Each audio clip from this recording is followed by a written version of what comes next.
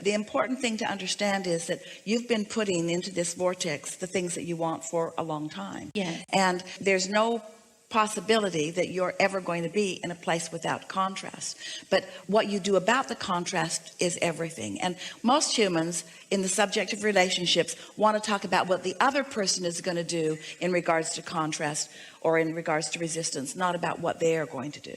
And you can't control what they do, but you can control what you do. So what we're talking about is the difference between flowing energy because you are in alignment and you're feeling the call, and reacting to what someone else is doing.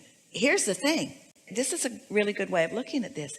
If you've got your train, let's say that it's really loaded down. It's got a really heavy cargo, and it's got a lot of powerful engines on it, and it's moving really, really strong and fast in that direction. And you tack a little opposing engine on it going the other way. This train is not even going to notice that engine pulling in opposition. One time, Jerry and Esther, with their big Prevost monster bus, towed their car behind it with the brakes on. The bus did not even know it was happening. Made no difference. It just turned that car into a sled and pulled it until the wheels were on fire. When there's enough momentum going this way, your resistance becomes less important, you see.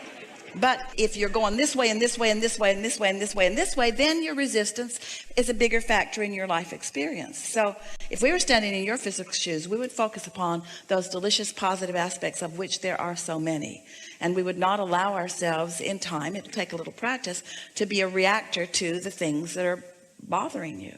And one of two things will happen. In other words, it always works itself out. Because sometimes people will say, Abraham, they'll tell us about some relationship that they have, and they'll say, do you think I should leave? And sometimes we say yes, because the truth of it is that law of attraction, when you're looking for harmony and your vortex is full of things that you want, and this other person is really not a vibrational match to a lot of things that you want that are in your vortex, then harmony is doing this.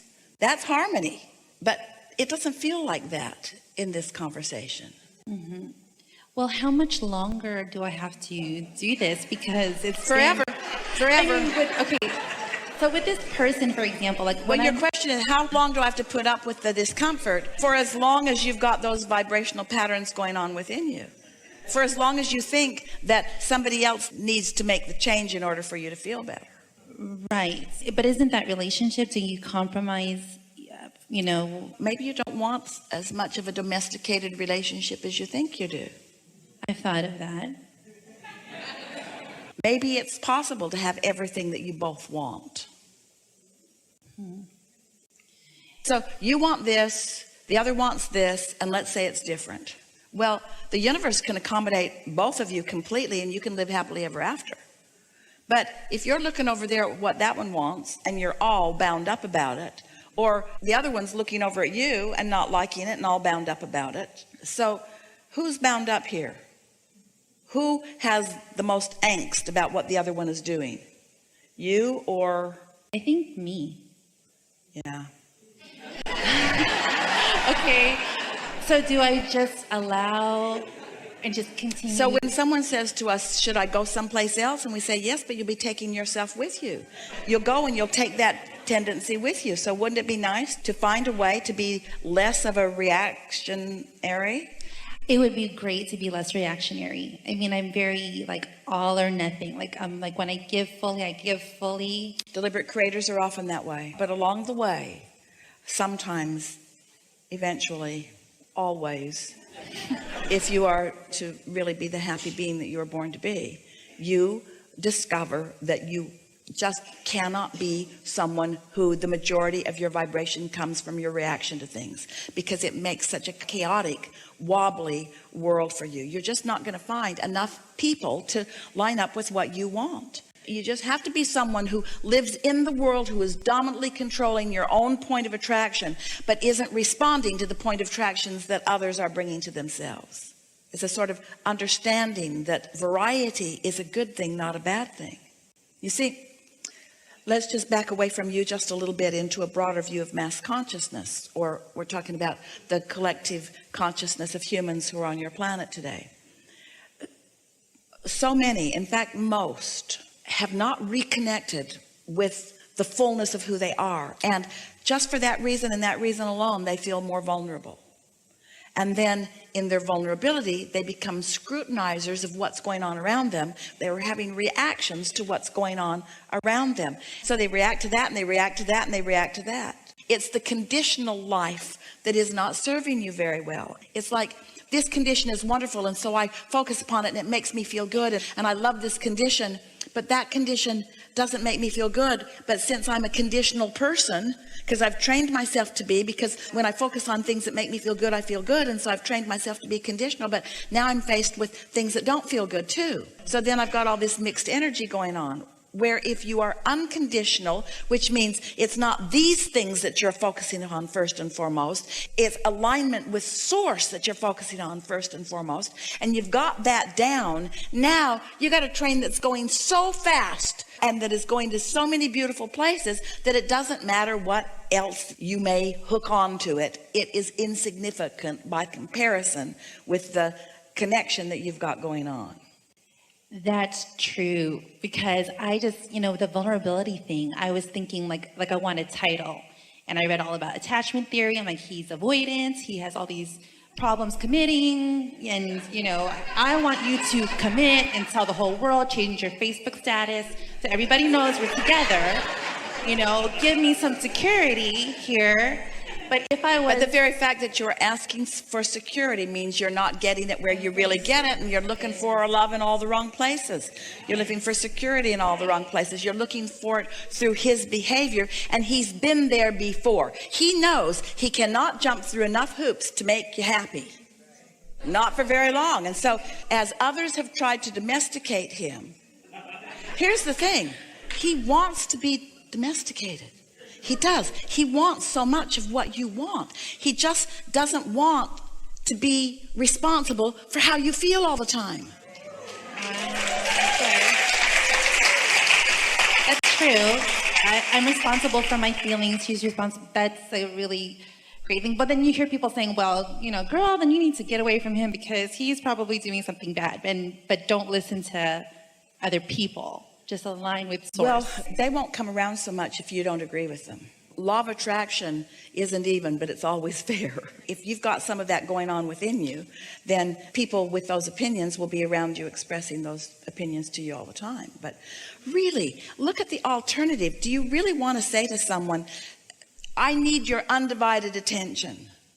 We promise you, if he were to give you undivided attention, after a little while, you'd say, I need my space. I've had that before with other people, and that's true. And I think part of it is the more I'm getting better at consciously creating and creating joyous moments, beautiful moments that surprise me, that the universe comes up with such amazing ways to, surprise and delight all the time, that there's also a little bit of fear that comes with that fear of loss. What you want to do is present yourself to the universe at large, and certainly to this person, as someone who is easily connected to source energy and easily and mostly feels good, and who is not dependent upon this one subject for your happiness. Because when you feel insecure and then you're depending upon this one subject for your happiness, what happens is they begin to feel bondage. And so as you present yourself, because that's who you are, as someone who can find joy here and here and here, who takes pleasure in this and this and this and this, and of course that, and even mostly in that, but not only in that. Now you've got this balance going on, and now there's no bondage that is being felt. That's true. That's when we're closest. That's when he feels most. And so that's what you meant. It's sort of a common thing that I want him until he wants me, and then I don't think I want him quite so much. And he wants me until I want him, and then he doesn't. Yeah. So then you get mad, and then he tries to reel you back in. And then in his trying to get you to come back, then you feel better. And we say, how sick is all of that? It's super. In other words, none of that is what any of you want. What you want to be is someone who's tuned in, tapped in, turned on, and in love with life, all aspects of life, including that aspect of life. And so it's possible that you're not quite in that stable place, and that's why this relationship and the way it is unfolding is giving you the opportunity to get there. But when you get there, what you're going to accomplish through this is not him learning how to behave so that you feel better. What you're going to accomplish through this is you learning how to connect so that you feel better. So that's the whole point. It's not about the And relationship. then he'll behave.